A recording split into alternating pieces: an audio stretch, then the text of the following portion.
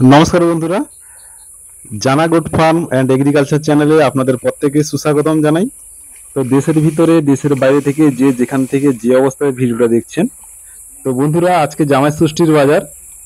তো জামাই ষষ্ঠীর বাজারে আজকে মোটামুটি আমি আমার শ্বশুর বাড়িতে যাইনি মানে মেয়ে হওয়াতে মোটামুটি এইগুলো করে না, যে জন্ম সূচ যেগুলো বলে, তো সেই কারণের জন্য জামাই শ্বশুর বাড়িতে যায়নি। তো আজকে বাজার থেকে মাংস নিয়ে এসেছি।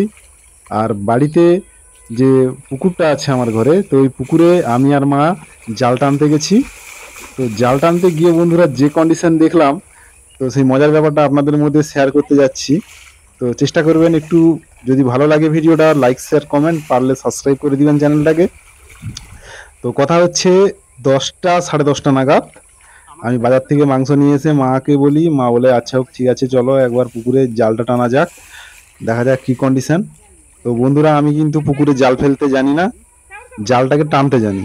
অর্থাৎ গ্রামে যিনাদের বাড়ি, তো আপনারা অবশ্যই জানবেন যে জালটা দুভাবে ফেলা হয়। একটা দেখবেন উপর থেকে দাঁড়িয়ে ফেলা হয়, আর একটা হচ্ছে জালটার দু সাইডে দুজন ধরবে, আর পুকুরের এক সাইড থেকে বা দু সাইড থেকে দুজন জলটাকে একটু তাড়াবে, তাড়া করবে, দিলে মাছগুলো দেখবেন ওই জালের ভেতরে ঢুকে যায়। আর লাস্ট বর্ডারে গিয়ে জালটাকে ধরে, অর্থাৎ জালের যে লাস্টের স্টেজটা ওইটা ধরে টানলে মোটামুটি যা মাছগুলো ভিতরে ঢুকে ওই মাছগুলো কিন্তু উঠে আসে। তো ঘটনাটা যেটা ঘটেছে, যে জালটা যখন ফেলতে গিয়েছিলাম, যে পুকুরের চতুর সাইডে যে খুঁটিগুলো যে পুঁতা আছে, অর্থাৎ ডাল পুঁতা আছে একটাই কারণে, যে পাছে মাছ কেউ ধরে না নেয়। তো আগে প্রথম সেই ডালাগুলোকে সরাতে হবে, তারপরে মোটামুটি জালটাকে টানতে হবে। তো পুকুরের উপরে একটা যে লাল স্পটটা পড়েছে, এটা পড়লেও কিন্তু ভেতরে মোটামুটি জল পুরো একদম পরিষ্কার। তো মাকে বলছি জালটাকে একটু তুমি ধরো এক সাইড, আর এক সাইড আমি আমি ধরছি, দেখা যাক কন্ডিশন কি। তো প্রত্যেক দিন যখন খাবারটা দিই বিকালবেলার দিকে, মাছগুলো অনেক বড় বড় মাছ সব এসে খাবারগুলো খায়। কিন্তু এখন দেখার ব্যাপার হচ্ছে জালটা টেনে দেখবো যে মাছগুলোর সাইজটা কত বড় হয়েছে। তাছাড়াও বন্ধু আর একটা জিনিস, আমি মাছের খাবার নিজে তৈরি করি, তার ফর্মুলাতে যেরকম হয়, তো সেই রকম ফর্মুলাতে তৈরি করে মাছগুলোকে খেতে দিই। আর কিছু বাজার থেকেও কিছু খাবার মাঝে মাঝে কিনি। তোর যখন খাবারটা যখন আমি খেতে দেই, দেখি যে ভাসা খাবারগুলো বাজার থেকে যেগুলো কিনি, তো সব মাছগুলো চলে আসে খাবারগুলো খেতে, এবং মাছের সাইজটাও কিন্তু অনেকটা অনেকটা কিন্তু বড় বড় সাইজের। তো জামাই ষষ্ঠীর বাজারে আজকে না গিয়ে, আজকে ঘরে মাংস এবং মাছের উপরে যে রান্নাবান্নাগুলো হয়, তো সেগুলোর আইটেম রেখেছিলাম। তো এখন জালটা টানা হচ্ছে পুকুরে, এখন দেখবো যে কন্ডিশনটা কি, মাছ কতটা কিরকম কি উঠে।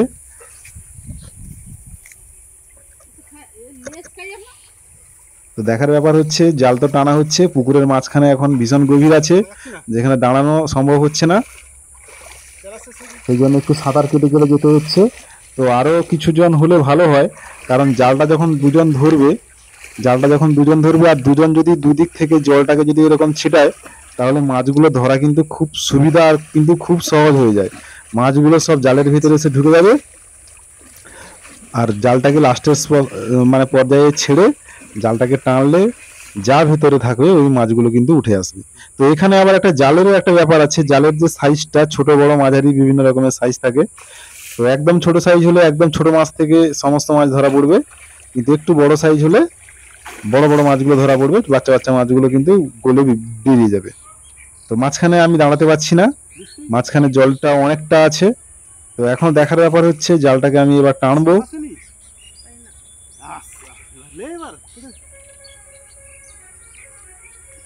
তো বন্ধুরা এখন জালটা টানা হচ্ছে, দেখার ব্যাপার হচ্ছে যে ভিতরে কি আছে কিংবা কি না আছে। তো ভালো হতো লোক সংখ্যা একটু বেশি হলে মাছগুলো ধরাটা খুব সুবিধা হতো, কিন্তু যেহেতু লোক সংখ্যা কম, ঘরের পরিবারের সংখ্যাও খুব কম, কারণ বউ বাচ্চা কাচ্চা সব শ্বশুর বাড়িতে আছে, বাড়িতে বর্তমানে 4টা মানুষের সংসার এখন।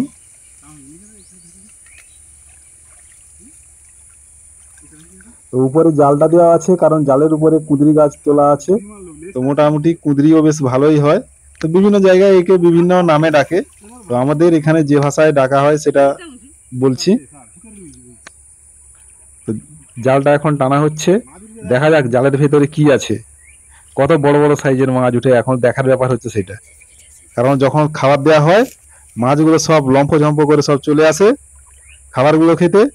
আর এখন দুজন নেমেছি পুকুরে, এখন দেখার ব্যাপার হচ্ছে মাছগুলো হচ্ছে কত বড় বড় বিশাল বিশাল সাইজের মাছ উঠে কিনা সেটা দেখা যাবে। এই তো এবার তোলা হলো, এখন দেখবো ভিতরে কত বড় সাইজের মাছ আছে। তো গাছ দেখতে পেয়েছেন পুকুরের চতুর সাইডে নেপিয়ার গাছ লাগানো হয়ে গেছে, কারণ অসময়ে যদি 5 কিলো খানি যদি একটা একটা মানে গুছিতে যদি হোক ঘাস হয় সেটাও কিন্তু কম নয়। তো গাইস জাল তো টানা হলো, প্লেটের উপরে রাখা হয়েছে। তো এখন যেটা উঠেছে এটা হচ্ছে একটা বাটা মাছ।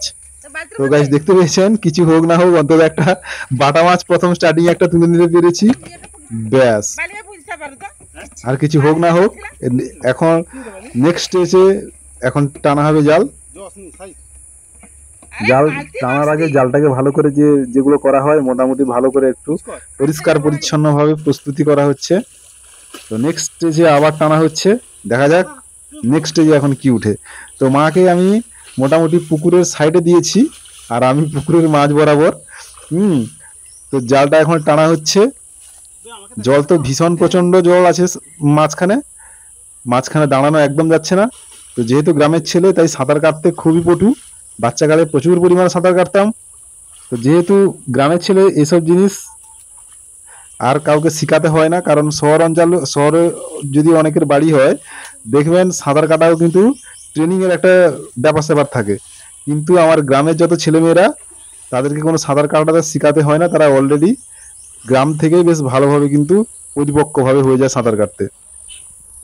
তো আবার সেকেন্ড এতে টানা হচ্ছে জাল, দেখা যাবে কি উঠে, কারণ 4টা লোকের ফ্যামিলিতে মোটামুটি কাজটা করা হবে।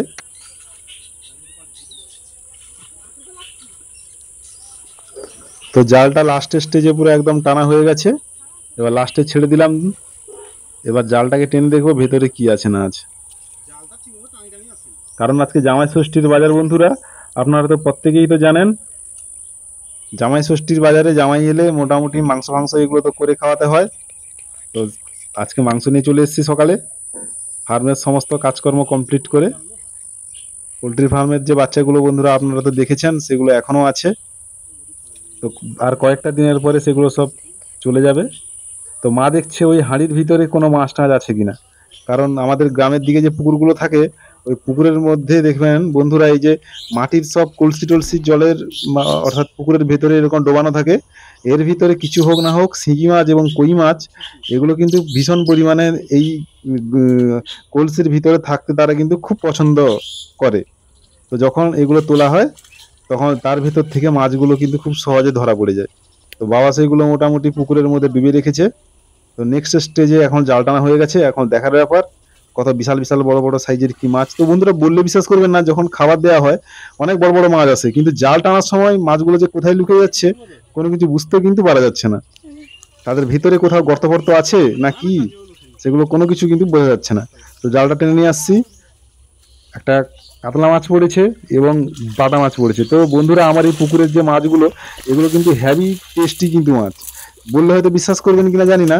বাজার থেকে এইরকম একটা মাছ কিনবেন, ও মাছের কিন্তু কোনো টেস্ট পাবেন না, কিন্তু আমার এই যে এই পুকুরে কিন্তু মাছের টেস্ট ভীষণ ভালো। ছোট ছোট সাইজের মাছ হলেও কিন্তু মাছগুলো ভীষণ টেস্টি মাছ। তো একটা কাতলা মাছ পড়েছে, মাছটাকে ছেড়ে দিব, কারণ এগুলো অনেক বড় বড় সাইজের হবে। তো পাঙ্গাস মাছ একটা আছে, এইগুলোকে আর ছাড়া যাবে না, কারণ পাঙ্গাসের সংখ্যা প্রচুর হয়ে গেছে, অন্যান্য ছোট ছোট মাছগুলোকে খেয়ে নিচ্ছে। তো বাধ্য হয়ে এইগুলোকে সব এখন মোটামুটি জনসংখ্যা যেভাবে বেড়ে গেছে ওইগুলোকে কমাতে হবে। তো এটাকে নিয়ে নেওয়া হলো। তো অনেকে হয়তো বলতে পারে এত ছোট ছোট সাইজের পাঙ্গাস টেস্টি তেমন একটা ভালো হবে না, কিন্তু এটা সম্পূর্ণ ভুল কথা। আমার পুকুরে যে ছোট ছোট মাছগুলো হলেও টেস্ট খুব ভালো, কারণ বাজারে এরকম সাইজের মাছ কোনো সেরকম একটা টেস্ট হয় না, কারণ এটা বিভিন্ন জায়গা থেকে মাছগুলো আসে। কিন্তু আমার এই যে গ্রামের পুকুরে এই যে মাছগুলোর যে স্বাদ বন্ধুরা, যদি কোনোদিন আমার বাড়িতে আসেন আমি ধরে রান্না করে খাওয়াবো, টেস্টটা কত সুন্দর।